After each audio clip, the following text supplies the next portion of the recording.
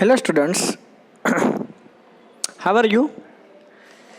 Last time we started our chapter, we already know. And now today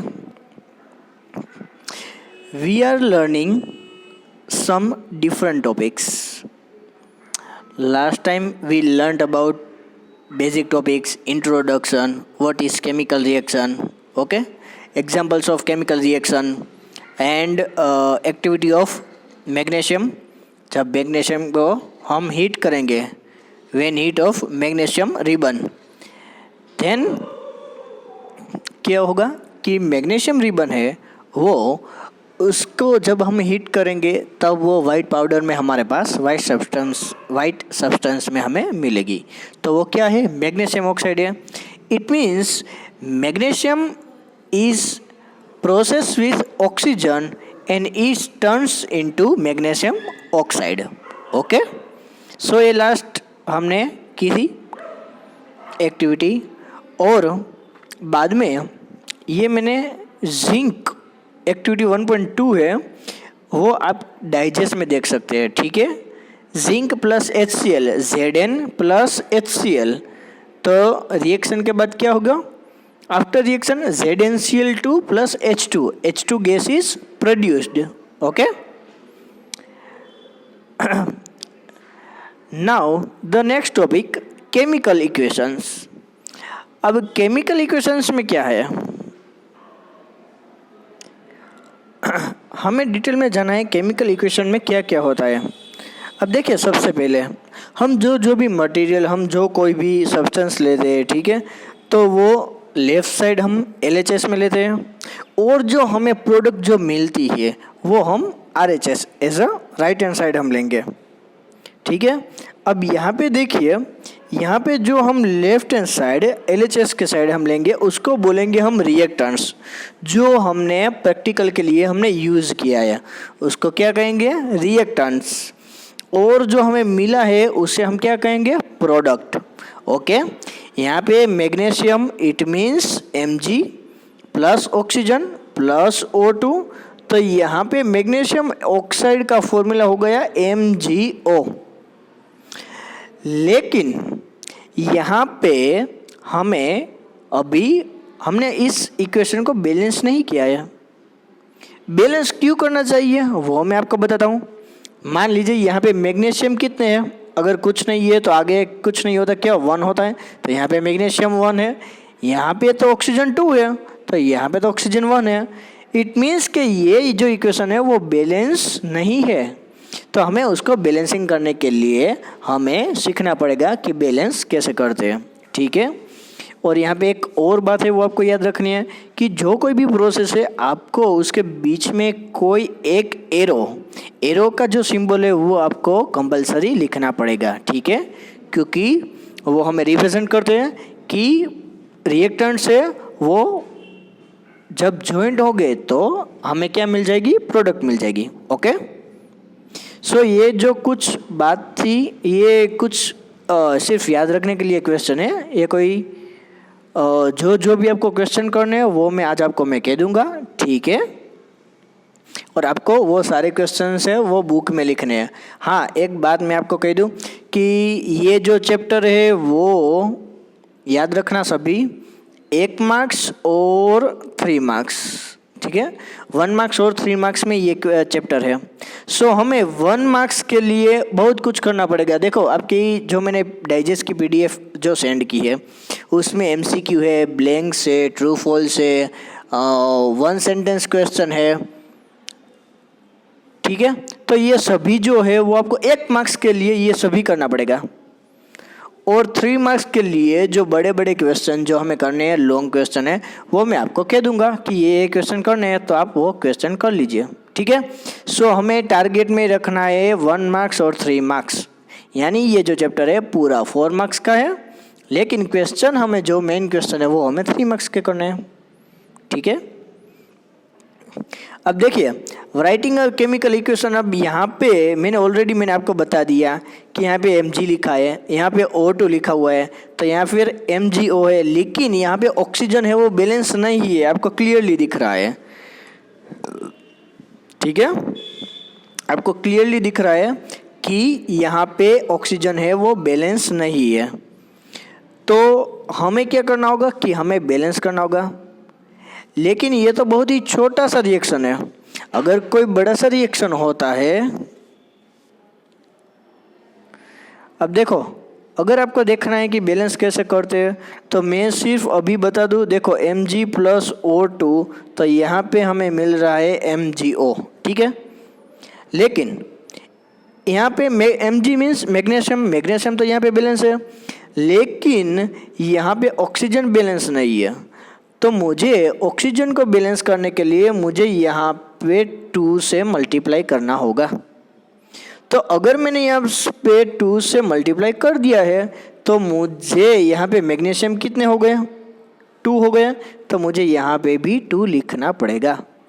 तो अब देखो दोनों साइड में मैग्नीशियम 2 हो गए और ऑक्सीजन भी 2 हो गए, तो ये बैलेंस हो गई ये हमारी इक्वेशन है।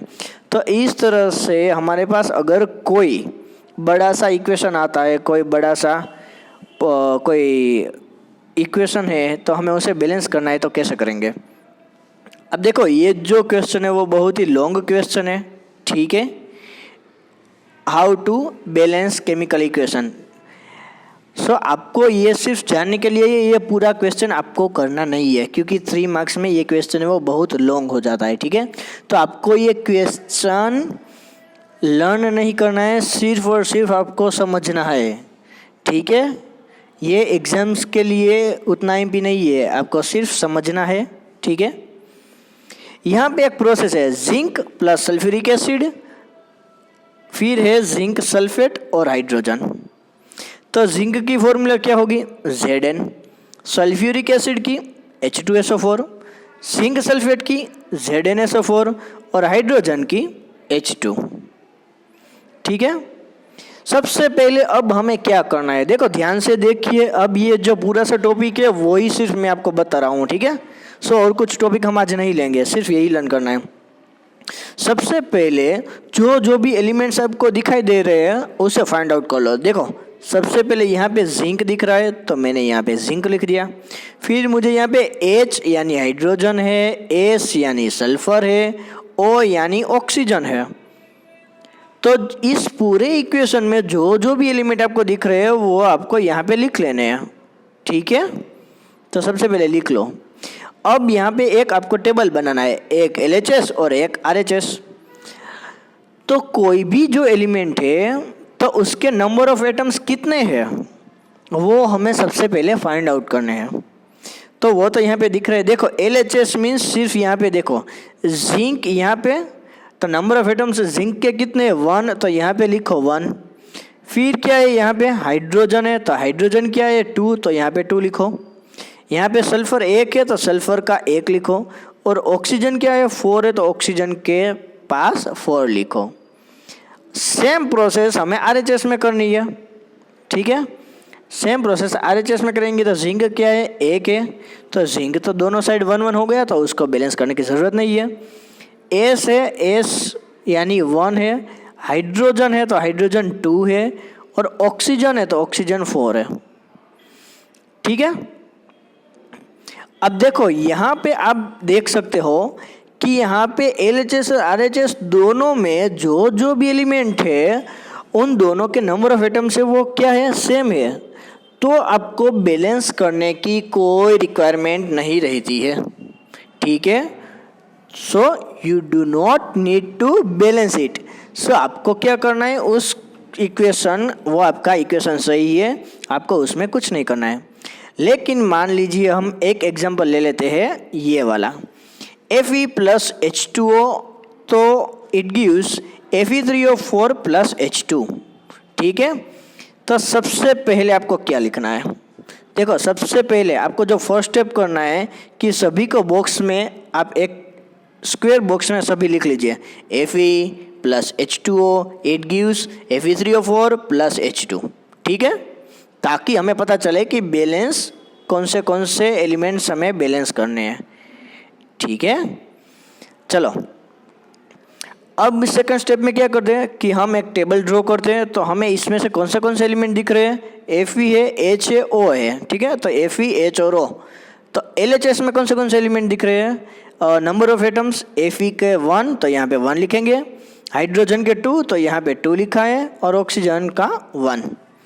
फिर बाद में यहाँ पे Fe का 3, H में 2 और ऑक्सीजन में 4। तो ये आपको LHS और RHS से पता चल जाएगा कि कितने कितने नंबर ऑफ एटम्स है। तो अब यहाँ पे देखिए, क्या ये दोनों साइड सेम है? नहीं। देखो, दोनों के दोनों एलिमेंट्स से उसके जो नंबर ऑफ एटम्स है वो दोनों डिफरेंट है। तो अब हमें सबसे पहले ये देखना होगा कि दोनों में सबसे ज़्यादा, देखो मैं जो बोल रहा हूँ वो सुनो, सबसे ज़्यादा नंबर किसके हैं? देखो, RHS में सबसे ज़्यादा नंबर 4, तो 4 यहाँ इट मीन्स ऑक्सीजन का है, ठीक है। तो हम यहाँ पे ऑक्सीजन वाले जो कंपाउंड है वो Fe3O4 हम लेंगे, ठीक है। और यहाँ पे LHS में सबसे ज़्यादा नंबर ऑफ एटम्स किसके हैं? हाइड्रोजन के, तो हम लेंगे H2O। तो अब हमें पता चल गया कि क्या क्या करना है। हमें एक साइड लेना है H2O और एक साइड लेना है Fe3O4। सो ये हमने इनिशियल पोजीशन पे ले लिया है। इतना कंप्लीट हो गया, ठीक है। अब हम क्या करते हैं, देखो मान लीजिए कि यहाँ पे हम ऑक्सीजन देखते हैं। ऑक्सीजन को अगर हमें बैलेंस करना है तो यहाँ पे ऑक्सीजन कितने 4 है, यहाँ पे कितने 1 है, तो हमें इसको 4 के साथ मल्टीप्लाई करना पड़ेगा। अगर 4 के साथ हम मल्टीप्लाई करते हैं तो H2O को 4 के साथ हम मल्टीप्लाई कर देते हैं, ठीक है। और Fe3O4 में तो ऑलरेडी ऑक्सीजन में 4 है ही। अब देखो यहाँ पे हम इसमें ऑक्सीजन को बैलेंस कर रहे हैं, तो जो जितने ऑक्सीजन है वो हम यहाँ पे ऑलरेडी हमने लिखे हुए हैं, ठीक है। यहाँ पे ऑक्सीजन 4 है तो 4 लिखे, यहाँ पे 1 है तो 1 लिखे, लेकिन 1 को हमें किसके साथ मल्टीप्लाई करना है? 4 के साथ। तो यहाँ पे हमने H2O को 4 से मल्टीप्लाई कर दिया, दिख रहा है आपको? जो स्क्वायर बॉक्स थे उसके बाजू में हमने 4 लिख दिया है, ठीक है। अब Fe3O4 में तो कुछ करना नहीं है क्योंकि ऑलरेडी उसमें ऑक्सीजन कितने 4 है। तो अब हमारे पास ये इक्वेशन आ गया है, देखिए। लेकिन अब क्या हुआ, चलो देखते हैं आगे। मान लीजिए कि ऑक्सीजन को तो हमने बैलेंस कर दिया है, ठीक है। अब देखो, ऑक्सीजन को बैलेंस कर दिया है तो अब हाइड्रोजन कितने हो गए? 4 2 जा 8 हो गए हैं, सॉरी हाइड्रोजन 4 2 जा 8, और यहाँ पे हाइड्रोजन कितने हैं? 2। अब यहाँ पे हाइड्रोजन 8 है, अब यहाँ पे हाइड्रोजन 2 है, तो हमें H2 को अगर हम 4 से हम मल्टीप्लाई कर दे तो हमारे पास हाइड्रोजन भी कितने हो जाएंगे? 8 हो जाएंगे। सो हम यहाँ पे हाइड्रोजन एटम से उसके नंबर ऑफ एटम्स कंपेयर कर रहे हैं, ठीक है। चलो इनिशियल पोजीशन में क्या है, यहाँ पे 4H2O है, तो यहाँ पे हमने 4H2O लिख दिया है। लेकिन हाइड्रोजन कितने हैं? तो हाइड्रोजन 4 2 जा 8, तो हमने यहाँ पे लिख दिया है 8। अब RHS में यहाँ पे H2 है तो H2 लिख दिया है। हाइड्रोजन कितने हैं? 2, तो 2 को किसके साथ मल्टीप्लाई करना है? 4 के साथ, तो यहाँ पे 4 के साथ हम मल्टीप्लाई करेंगे। तो अब हमें क्या मिला, देखो यहाँ पे H2 को यहाँ पे H2 के बाद में क्या लग गया, बाजू में नंबर 4 है वो हमने लिख दिया है। तो अब देखो हाइड्रोजन बैलेंस हो गया। हाइड्रोजन देखो यहाँ पे देखो 4 2 जा 8, अब हाइड्रोजन यहाँ भी है 4 2 जा 8, तो हाइड्रोजन तो बैलेंस हो गया। ऑक्सीजन कितने हैं, चलो ये बताओ। ऑक्सीजन है 4, तो यहाँ पे भी ऑक्सीजन क्या है? 4। तो अब सिर्फ कौन बाकी है? Fe। तो क्या करेंगे, Fe यहाँ पे कितने हैं? 3 है, यहाँ पे कितने हैं? 1 है, तो 1 को 3 के साथ मल्टीप्लाई कर देंगे और हमें अपना जो आंसर है वो मिल जाएगा, ठीक है। तो चलो हमें यहाँ पे लिखनी है इनिशियल पोजीशन, ठीक है। यहाँ पे लिखना है Fe, यहाँ पे लिखना है Fe3O4, यहाँ पे हमें 3 के साथ मल्टीप्लाई करना है और यहाँ तो हमें एज इट इज ही रखना है। तो यहाँ पे हमने 3 है वो लिख दिया है, ठीक है। तो अब तो सभी के सभी बैलेंस हो गए हैं, सभी के सभी देखो आप देख लो, हमने पूरा इक्वेशन है वो यहाँ पे लिख सकते हैं 3Fe plus 4H2O Fe3O4 plus 4H2। तो यहाँ पे हमने Fe भी बैलेंस कर लिया, हाइड्रोजन भी बैलेंस कर लिया और ऑक्सीजन भी बैलेंस कर लिया। तो ये जो हमारा इक्वेशन था वो पूरा का पूरा हमने बैलेंस कर दिया। ठीक है, ये काफ़ी लॉन्ग क्वेश्चन है, लेकिन ये एग्ज़ाम में आपको लिखना नहीं है, आपको सिर्फ समझना है कि बैलेंस हम कैसे करते हैं। ठीक है,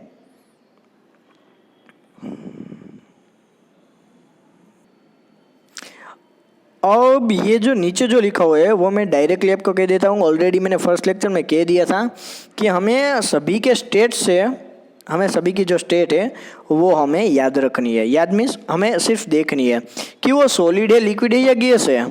ठीक है, आपको कोई इक्वेशन है वो आपने लिखी है, ठीक है, तो वो आपको पता होगा कि Fe है वो सॉलिड में लेते हैं इसलिए यहाँ पे S लिखते हैं। H2 है तो यहाँ पे वाटर की जो है वो वेपर हम लेते हैं इसलिए वहाँ पे G लिखा हुआ है। देखो बाकी सभी में मैं आपको समझाऊंगा कि कौन सा सॉलिड है कौन सा लिक्विड है। ठीक है, फिर यहाँ पे Fe3O4 वो सॉलिड मिल रहा है और हाइड्रोजन है वो गैस से मिल रहा है। तो हमें S जो भी है हमारे पास Gl aqueous S, aqueous means water के साथ जो मिसिबल होता है उसको बोलेंगे एक्वियस। तो ये जो स्टेट्स है वो हमें याद रखनी है। जैसे कि यहाँ पे इक्वेशन है, देख लो कि ये इक्वेशन हमें याद रखने की ज़रूरत नहीं है। ठीक है, ये स्टैंडर्ड 10th में अभी आ रही है। कार्बन मोनोऑक्साइड है, उसके हाइड्रोजन के साथ प्रोसेस हो रही है, तो यहाँ पे CH3OH, ठीक है, मिथाइल हाइड्रोक्साइड यानी मिथेनॉल भी आप बोल सकते हैं। तो ये सिर्फ आपको दिखाने के लिए है कि अगर कोई प्रोसेस है उसमें टेम्परेचर, प्रेशर या कुछ भी ऐड करना होता है तो वो आपको यहाँ पे लिखना पड़ेगा कंपलसरी। ठीक है, so you can write it. Okay, so और कुछ नहीं है, और बाकी के जो आगे का जो पोर्शन है वो मैं आपको नेक्स्ट लेक्चर में आपको बताऊंगा। ठीक है, अब कुछ ज़्यादा है नहीं। अब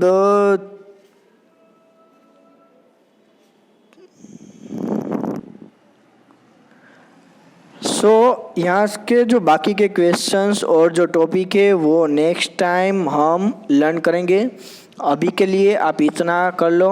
ठीक है, नेक्स्ट टाइम हम कंटिन्यू करेंगे। Okay, thank you.